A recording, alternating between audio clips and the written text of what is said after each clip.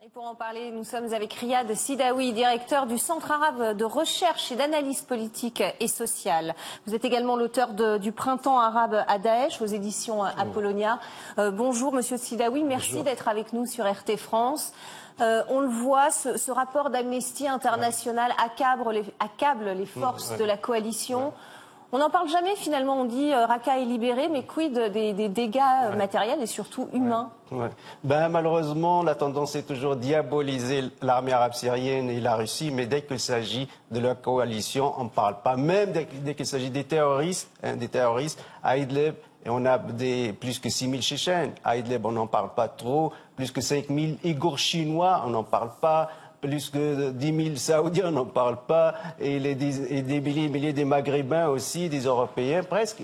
L'international terroriste, c'est en Syrie aujourd'hui. Donc il y a toujours cette politique de 2 poids, 2 mesures. Quand il s'agit de diaboliser l'armée arabe syrienne ou diaboliser la Russie, on est là, sinon on s'attend. Là, Amnesty International parle de centaines de civils qui sont morts pendant ces bombardements. Pourquoi Washington, qui menait cette coalition, refuse de reconnaître ces civils, ces morts de civils? Washington ne veut pas la libération totale de la Syrie. Rappelons-le, Max Weber, le grand sociologue et philosophe allemand, disait que seulement et uniquement l'État qui a le droit et le monopole de la violence légitime. Il ne faut pas avoir d'autres forces armées, milices, que ce soit terroristes ou pas terroristes, uniquement l'État.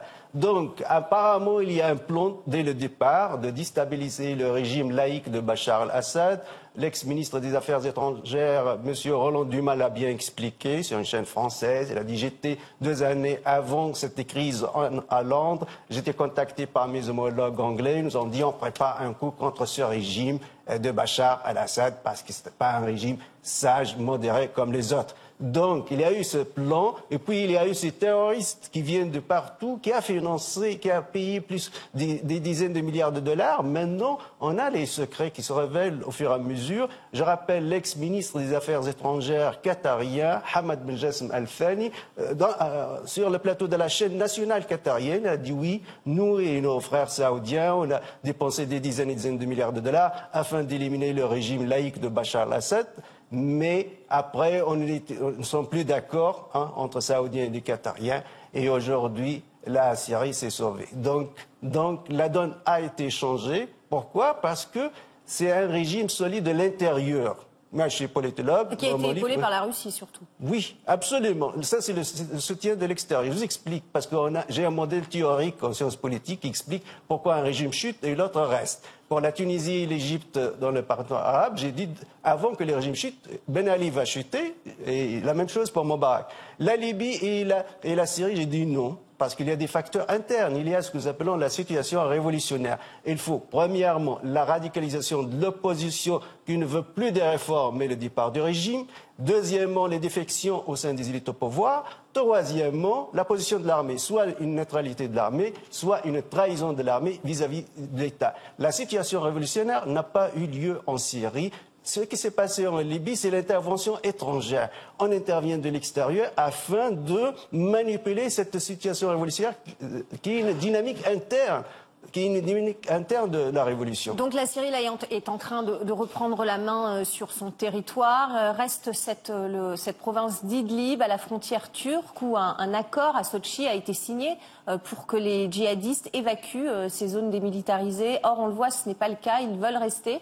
À quoi faut-il s'attendre à Idlib, selon vous?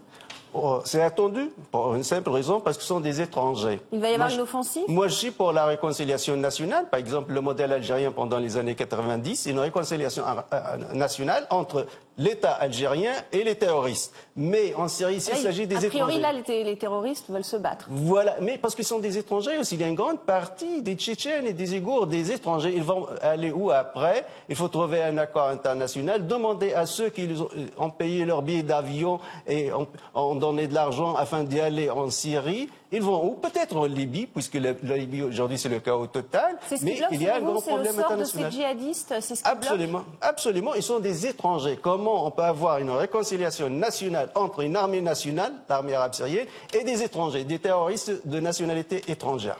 C'est ça la grande question. Merci beaucoup Riyad Sidaoui d'avoir répondu à nos questions sur RT France. Merci à vous.